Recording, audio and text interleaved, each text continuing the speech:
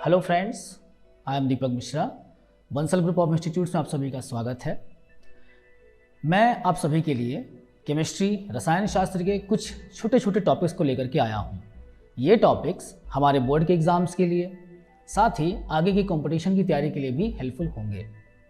कक्षा 12वीं की पेपर की बात करें अगर हम, तो आपने देखा होगा पैटर्न में कुछ ऑब्जेक्टिव हैं, कुछ शॉर्ट आंसर टाइप के हैं, कुछ लॉन्ग आंसर टाइप के हैं। तो एक सही तरीका ये हो सकता है कि हम शुरू के 1 घंटे के अंदर उन शॉर्ट क्वेश्चंस वाले टॉपिक्स को जल्दी कवर अप कर लें। इससे क्या होगा, हमें बड़े बड़े क्वेश्चंस के लिए, लॉन्ग आंसर्स क्वेश्चंस के लिए अच्छा टाइम मिल जाएगा। ठीक है, चलिए तो मैं इन छोटे छोटे टॉपिक्स की श्रृंखला की शुरुआत करता हूँ। सो आज हमारा पहला लेक्चर होगा। टॉपिक्स के नाम है सॉल्यूशन एंड इट्स कंसंट्रेशन, यानी कि विलयन और उसकी सांद्रता। स्टार्ट करते हैं मैटर के साथ में। मैटर क्या है? मैटर का सीधा मतलब है पदार्थ, हमारे आसपास दिखने वाली सारी चीज़ें।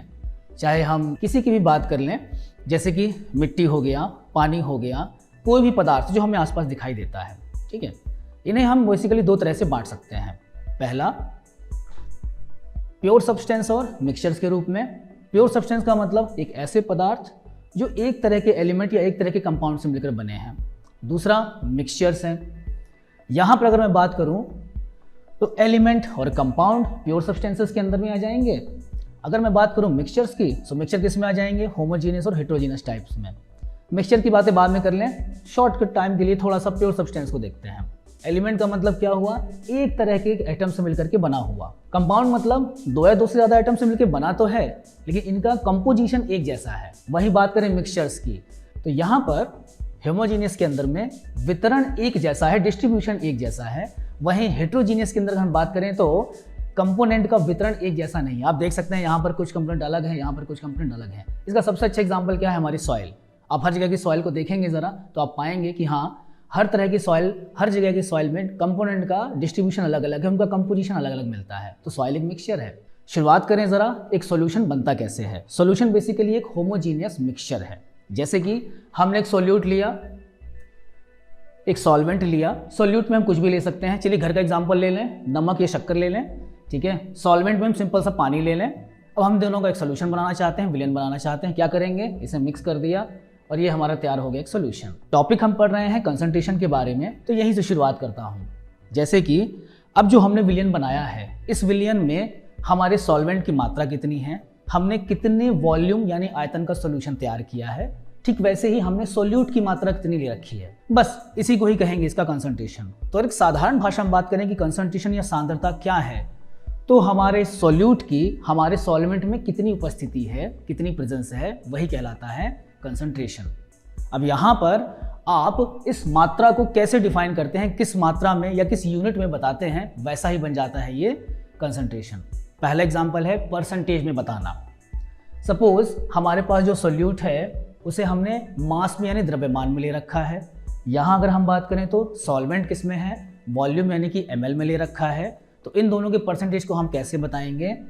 Mass by volume percentage. दूसरा, अगर हमारे पास एक सॉल्यूशन है जिसमें कि सोल्यूट हमने ml में ले रखा है, सॉल्वेंट भी ml में ही है यानी कि उसका भी वॉल्यूम ले रखा है, तो ऐसे केसेस में जो परसेंटेज आएगा उसे कहा जाएगा वॉल्यूम बाय वॉल्यूम परसेंटेज। अगर सॉल्यूट और सॉल्वेंट हम इन दोनों की ही मेजरमेंट को मास में कर रहे हैं, तो ऐसे केसेस में जो परसेंटेज बनेगा उसे कहा जाएगा वेट बाय वेट परसेंटेज। तो परसेंटेज 3 तरह से बताए जा सकते हैं: मास परसेंटेज, वॉल्यूम परसेंटेज और मास बाय वॉल्यूम परसेंटेज। पहला है mass percentage, percentage of mass, mass of solute, mass of solution into 100%। Next, volume percentage. Volume percentage मतलब volume of solute, volume of solution. Mass percentage मतलब mass volume percentage में mass of solute, volume of solution. Concentration को व्यक्त करने के कुछ और तरीकों के बारे में जो कि पेपर के लिए भी इंपॉर्टेंट होते हैं। जैसे कि सबसे पहला है मोलैरिटी। मोलैरिटी क्या है? The total number of moles of solute पर लीटर ऑफ सॉल्यूशन। सॉल्यूशन के 1 लीटर में मोल्स की संख्या कितनी है? जरा इसे डायग्राम से समझ लें एक बार। हमारे पास मान लीजिए 1 लीटर सॉल्यूशन है या 3 लीटर सॉल्यूशन है सपोज, और इस 3 लीटर में अगर हम बात करें तो टोटल 9 मोल्स ऑफ सोल्यूट हमने मिला दिए हैं। तो पर लीटर कितने मोल हुए? 3 मोल बस। यही इस विलयन की सांद्रता है, मोलैरिटी है, 3 मोल पर लीटर। नेक्स्ट, इससे रिलेटेड एक छोटा सा न्यूमेरिकल भी कर लेते हैं, हमारे बोर्ड एग्जाम्स के लिए भी इंपॉर्टेंट है, कभी कभी न्यूमेरिकल्स पूछ लिए जाते हैं।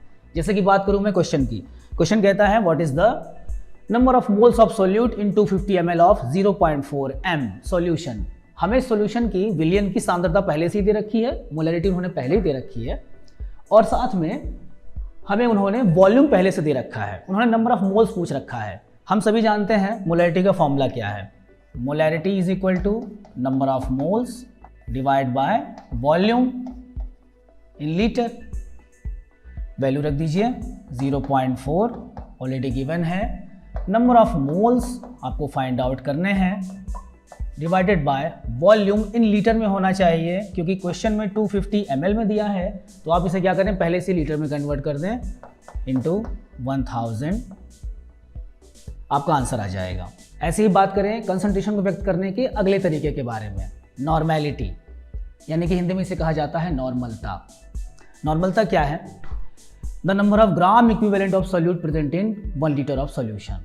मोलैरिटी क्या थी, number of moles present in 1 litre of solution, यहाँ पर नंबर ऑफ ग्राम इक्विवेलेंट पर लीटर ऑफ सोल्यूशन। इसका फॉर्मूला भी बनाया जा सकता है, number of gram equivalent of solute divided by volume of solution in litre. ध्यान रखिएगा लीटर में सोल्यूशन का होना जरूरी है। अगर क्वेश्चन में ml में दिया है तो आप क्या करेंगे, उससे पहले लीटर में कन्वर्ट करेंगे। इसके ऊपर भी एक छोटा सा क्वेश्चन है, What will be the normality of a solution obtained by mixing 200 ml of pure water to 100 ml of 0.2 NaHCl solution? ये क्वेश्चन आपके बोर्ड एग्जाम से पूछा गया है, साथ में ये JEE का भी क्वेश्चन है। चलिए इसे सॉल्व करके देख लें एक बार। क्वेश्चन में दिया गया है कि आपके पास पहले से एक सॉल्यूशन दिया गया था, उस सॉल्यूशन की नॉर्मेलिटी कितनी है, ज़रा एक बार ध्यान से देखिए। इस सॉल्यूशन की नॉर्मेलिटी है, पहली वाली नॉर्मेलिटी है 0.2 N। इसके बाद बात करें, पहला वॉल्यूम कितना था 100 ml, ये पहली नॉर्मेलिटी इसलिए N1, इसे V1 नाम दे दिया जाए। इसके बाद इसी सॉल्यूशन में उन्होंने क्या मिला रखा है, 200 ml प्योर वाटर और मिक्स किया हुआ है। 200 ml अगर हम इसमें मिला दें तो नया वॉल्यूम कितना हुआ 300, सो V2 विल बी 300 ml। साथ ही N2 की वैल्यू आपसे पूछी गई है। ऐसे केसेस में अगर आप ध्यान से देखेंगे, सोल्यूट तो वही है, अगर सोल्यूट उतने ही हैं यानी कि नंबर ऑफ ग्राम इक्विवेलेंट उतने ही हैं, ऐसे केसेस में N1 V1 का मान और N2 V2 का मान वही रहेगा, क्योंकि नंबर ऑफ ग्राम इक्विवेलेंट तो उतने ही हैं। इसीलिए हम क्या करेंगे, यहाँ पर एक फॉर्मूला अप्लाई कर लेंगे, N1 V1 is equal to N2 V2, क्योंकि इन दोनों के केसेस में ग्राम इक्विवेलेंट सेम है, तो N1 V1 N2 V2 का मान भी सेम आएगा। नाउ इस फॉर्मूले की हेल्प से आप इस क्वेश्चन को बड़े आसानी से सॉल्व कर सकते हैं। पहली नॉर्मेलिटी कितनी है हमारी 0.2, पहला वॉल्यूम कितना था 100 ml, नई नॉर्मेलिटी आपको फाइंड आउट करनी है और नया वॉल्यूम कितना हो गया था 300 ml। यहाँ से हमें नॉर्मेलिटी का मान मिल जाएगा। सो सांद्रता को व्यक्त करने के हमने 2 तरीके देखे, मोलैरिटी और नॉर्मेलिटी। इसके अलावा और भी कई सारे टर्म्स होते हैं, जैसे कि मोलैलिटी, मोल फ्रैक्शन, ppm। सो अगली स्लाइड्स में हम दोबारा से उनके बारे में बातचीत करेंगे। तब तक के लिए थैंक यू सो मच।